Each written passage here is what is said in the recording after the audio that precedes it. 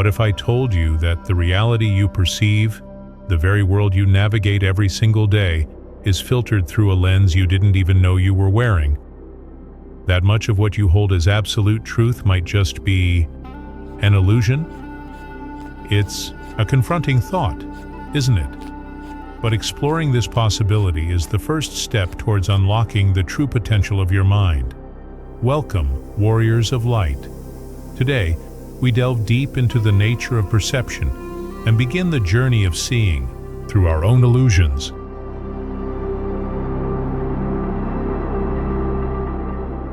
Our experience of reality isn't a direct reflection of the world out there. It's an interpretation, a story woven by our minds based on sensory input, past experiences, beliefs, and deeply ingrained cognitive patterns. Think of Plato's famous Allegory of the Cave. Prisoners chained their whole lives, seeing only shadows projected on a wall, believe those flickering shapes are reality. They have no concept of the fire behind them, the objects casting the shadows, or the vibrant world outside the cave. In many ways, we are like those prisoners. Our cave is built from the limitations of our senses, and more significantly, the biases hardwired into our thinking. We constantly fall prey to cognitive biases, mental shortcuts that, while efficient, often distort our view of truth. Take confirmation bias, for example. We actively seek out and favor information that confirms what we already believe, ignoring evidence to the contrary, or the availability heuristic, where we overestimate the importance of information that comes easily to mind, often because it's recent or emotionally charged. These aren't just minor quirks. They are the bars of our mental cage, shaping our decisions, our relationships, and our understanding of ourselves.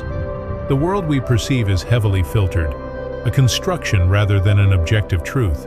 At the heart of many of these illusions lies the concept of the ego. Now, in psychology, the ego is often seen as a necessary mediator, helping us navigate reality. But in many spiritual and philosophical traditions, the ego takes on a different meaning. It's the sense of a separate I, the identity we construct based on our thoughts, roles, possessions, and history.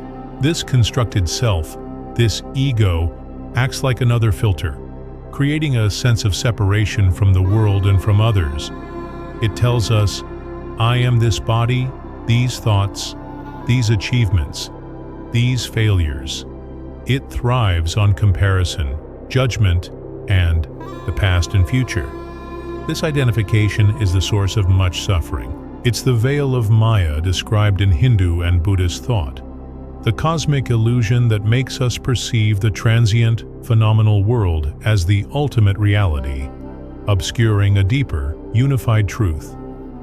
We believe we are the individual wave, forgetting we are part of the vast ocean. Seeing through illusions, therefore, requires us to investigate this very sense of I. Who is the one perceiving? Who is the one trapped in the cave? So, how do we begin to lift this veil? How do we escape the cave? It's not about destroying the ego or denying our thoughts, but about cultivating awareness and shifting our identification. Two powerful paths stand out: self-inquiry and mindfulness meditation. Atma Vichara, as taught by sages like Ramana Maharshi, is a direct investigation into the nature of the I thought. It involves persistently turning the attention inward and asking, who am I? Not seeking an intellectual answer, but tracing the feeling of I back to its source. When other thoughts arise, the inquiry becomes, to whom do these thoughts arise? The answer inevitably comes back, to me. Then the core question returns, who is this me?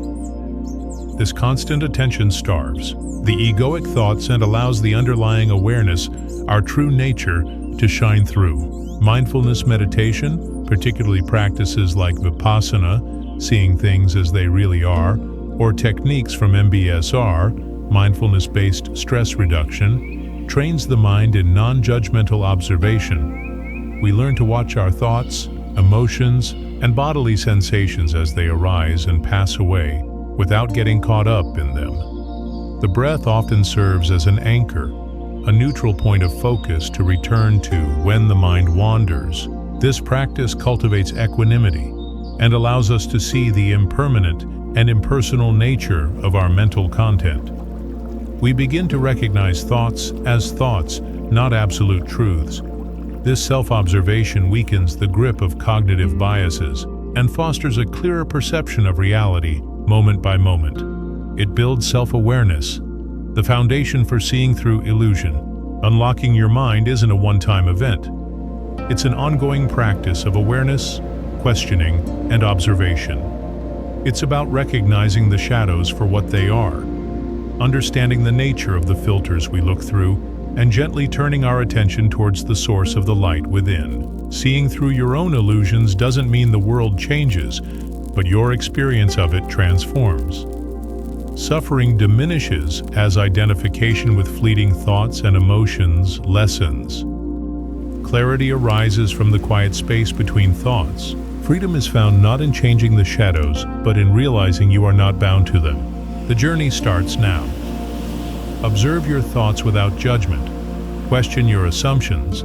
Ask yourself persistently and honestly, who am I beyond these illusions? The answer isn't in words, but in the silent awareness that remains.